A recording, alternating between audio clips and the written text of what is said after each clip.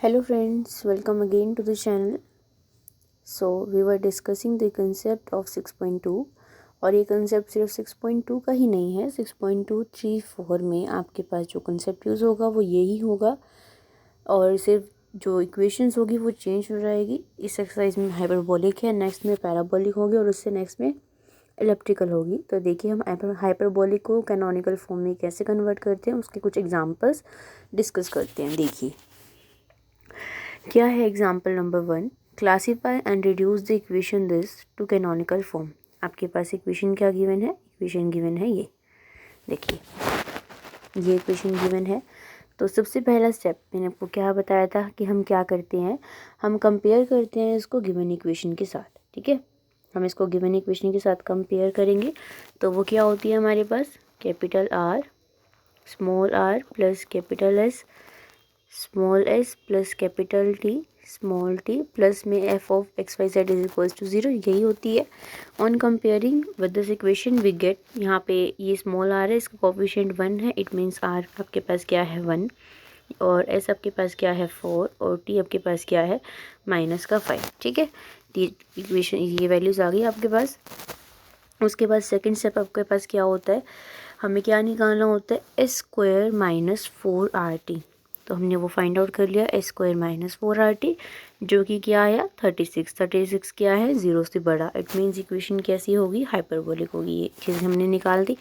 अब हम क्या निकालते हैं, रूट्स निकालते हैं। रूट्स निकालने के लिए जो इक्वेशन होती है वो क्या होती है आपके पास, R lambda square plus S lambda plus T is equals to 0, ये इक्वेशन होती है। यहाँ पे आर का काम कौन कर रहा है 1, तो 1 into lambda square plus S का काम कौन कर रहा है 4, तो 4 इंटू लैम्डा। टी का काम कौन कर रहा है -5, तो lambda square plus 4 lambda -5 is equals to 0। और आपको याद हो तो मैंने बताया था कि जब इक्वेशन हाइपरबोलिक होती है तो हमारे पास जो रूट्स होते हैं वो रियल होते हैं और डिस्टिंक्ट होते हैं।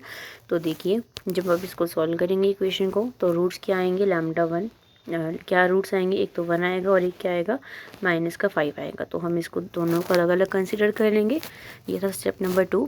अब बात करते हैं स्टेप नंबर 3 की। तो हमने एक लैप्लेस ट्रांसफॉर्मेशन कहा था कि इसको मान लेंगे u is equals to u of x y and v is equals to v of x y. तो dy by d x plus lambda 1 is equals to 0, dy by d x plus lambda 2 is equals to 0। ये काम हम जब करते हैं जब हमारे पास distinct values यानी कि हाइपरबोलिक के केस में आपको ये करना होता है। ठीक है, यहाँ पे लैम्डा 1 की वैल्यू का 1 सब्स्टिट्यूट कर दिया और लैम्डा 2 की वैल्यू को क्या सब्स्टिट्यूट कर दिया -5। अब जब आप इसका इंटीग्रेशन करोगे, जब इंटीग्रेशन किया आपने तो क्या आ गया y plus x is equals to constant और यहाँ पे क्या आ गया y -5x is equals to constant. X के रिस्पेक्ट में आपने इसका इंटीग्रेशन कर दिया। तो अब एक वैल्यू को u कंसीडर कर लोगे और एक वैल्यू को क्या कंसीडर कर लोगे v। ये क्या है आपके पास स्टेप नंबर 4। अब क्या क्या रह गया, अब काम है आपका निकालना step number 5 which is very very important step to find the p q r and s and t in the terms of u and v। वो कैसे फाइंड आउट करते हैं वो मैंने आपको प्रीवियस वीडियो में बहुत अच्छे से समझाया हुआ है, तो प्लीज़ उस वीडियो को ज़रूर देख लेना अगर आपने नहीं देखी है। तो p को हम क्या लिखते हैं, curly z by curly x और z है यहाँ पे u का फंक्शन, u है x का, z है v का और v है x का। ये अच्छे से उस वीडियो में देख लेना। ठीक है, उसके बाद हमने क्या किया, u की वैल्यू को सब्स्टिट्यूट कर दिया जो कि क्या थी y प्लस एक्स और v की वैल्यू को सब्स्टिट्यूट कर दिया y -5x यहाँ से। ठीक है, दोनों वैल्यूज़ को सब्स्टिट्यूट करने के बाद इसका derivative with respect to x करोगे तो आएगा 1, इसका derivative with respect to x करोगे तो आएगा -5। तो ये आ गया। ठीक है, अब क्या क्या यहाँ पे क्या चल रहा था, यहाँ पे चल रहा था curly z by curly x ही चल रहा था। और यहाँ से जब z को कॉमन लोगे तो अंदर क्या बचेगा, curl by curly u -5 curl by curl ये बचेगा। तो z से z कट हो जाएगा तो क्या बनेगी, ये टर्म बच जाएगी सिर्फ। ठीक है, तो ये आ गई p की वैल्यू। इसी तरह से नेक्स्ट आपके पास क्या आ जाएगी, q की वैल्यू। और इसी तरह से ये q की वैल्यू निकाल दी आपने और आपके पास आ गई, और फिर कर्ली बाय की वैल्यू ये आ गई। फिर क्या निकालनी है, r की वैल्यू ये निकाली हुई है, वैल्यू सब्स्टिट्यूट कर देना। फिर s निकाल रखा है और फिर क्या निकाल रखा है t, देखो ईजी है बिल्कुल, t निकाल रखा है। अब सारी वैल्यूज़ को फर्स्ट इक्वेशन में पुट कर दो। फर्स्ट इक्वेशन कौन सी थी, फर्स्ट इक्वेशन थी ये नहीं, ये वाली इक्वेशन आपके पास फर्स्ट थी। स्मॉल r की वैल्यू, कैपिटल S की value, small r small s small t small p small q, इन सब की वैल्यूज़ को पुट करने के बाद हमारे पास क्या आएगा, हमारे पास आएगा ये आ जाएगा। ठीक है, ये आ जाएगा, ये आ गया। उसके बाद देखिए इसको आपने क्या करना है, अब फर्दर सिर्फ इसको सॉल्व करना है। जैसे कि करली स्क्वायर जेड अपॉन करली यू स्क्वायर, जिस टर्म में आ रहा है उनको इकट्ठा कर लिया, ये किस में आ रहा है उनको इकट्ठा कर लिया, और ये जिसमें आ रहा है उसको इकट्ठा कर लिया। करली जेड बाय करली भी जिसमें आ रहा है उसको क्या कर लिया, इकट्ठा कर लिया। इकट्ठा करने के बाद इस वाली टर्म्स को अंदर से सॉल्व कर लिया। इनको सॉल्व करने के बाद आपके पास बचेगा ये बचेगा। इसके बाद इस वाली टर्म को यहाँ रखा और इसको यहाँ ले गए, और फिर 36 के इसको डिवाइड कर दिया, और डिवाइड करने के बाद ये वाली वैल्यू आ गई, and which is your required canonical form.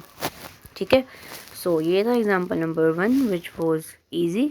अगर आपको कंसेप्ट समझ में आ गया है कि हमें जो स्टेप्स क्या फॉलो करने होते हैं, तो ये आपके लिए बहुत इजी रहेगा। और कंसेप्ट जब भी समझ में आएगा जब आप पहले वाली वीडियो देखोगे जिसमें मैंने आपको कंसेप्ट समझाया होगा। ठीक है, तो देखिए नेक्स्ट देखिए एग्जांपल नंबर 2, ये भी बिल्कुल सेम है। कंसेप्ट तो आपके पास सेम ही रहेगा, बस जो इक्वेशन है वो डिफरेंट हो जाएगी। अब इसमें इक्वेशन ये दी हुई है, इसको जनरल इक्वेशन से कंपेयर करा आपने, तो इसको ऐसे लिख दिया, वैल्यूज़ निकाल दी यहाँ से आर एस टी की, और फिर क्या किया, फिर आपने निकाल दिया एस स्क्वायर माइनस 4RT, ये निकाल दिया। ठीक है, वो क्या आया 1 यानी कि 0 से बड़ा, यानी कि इक्वेशन क्या है, हाइपरबोलिक। फिर क्या निकाले, roots are lambda square plus S lambda plus t, लैम्डा की वैल्यू क्या आ गई, 1 आ गई। अब एक ही वैल्यू आई है, एक ही वैल्यू आई है, तो क्या करेंगे, अब लैम्डा 1 लैम्डा 2 तो है नहीं, तो हम क्या लगाएंगे, dy/dx plus lambda is equals to 0। ये लगा दिया आपने। यहाँ से इंटीग्रेशन किया तो क्या आ गया, x plus y is equals to constant. अब मैंने आपको बताया था कि अब हमें चूज़ करना होता है, हमने क्या चूज़ किया, ये तो एक ही वैल्यू आई है, अगर लैम्डा 1 आता तो उसको यू मान लेते, लैम्डा 2 आता तो उसको वी मान लेते, बट इस एक वैल्यू को तो हम यू ही कंसिडर कर सकते हैं, यू कंसिडर कर सकते हैं इस वाली वैल्यू को। और v को ऐसे कंसिडर करना है आपने कि वो क्या हो, इंडिपेंडेंट हो। v की वैल्यू इस तरह से लेनी है कि जैकोबियन क्या आए, नॉट इक्वल्स टू 0 आए, ये आपको मेक श्योर करना है। यहाँ पे आपको ये मेक श्योर करना है कि जो v की वैल्यू है वो क्या होनी चाहिए, इंडिपेंडेंट होनी चाहिए। यहाँ पे अपने v को x ले लिया, आप x माइनस वाई भी लेके देख सकते हैं, आपको लेके देखना पड़ेगा, चेक करना पड़ेगा कि नॉट इक्वल्स टू 0 आना चाहिए। ठीक है, तो इन्होंने यहाँ पे x ले लिया, तो क्या आया, जैकोबियन 1 नॉट इक्वल्स टू 0। तो अब हमारा नेक्स्ट स्टेप क्या रहेगा, p q s and t निकालेंगे हम यहाँ पे in the terms of u and v. वो चीज़ें निकाल दी, सॉल्व कर लेना, बिल्कुल ईजी है।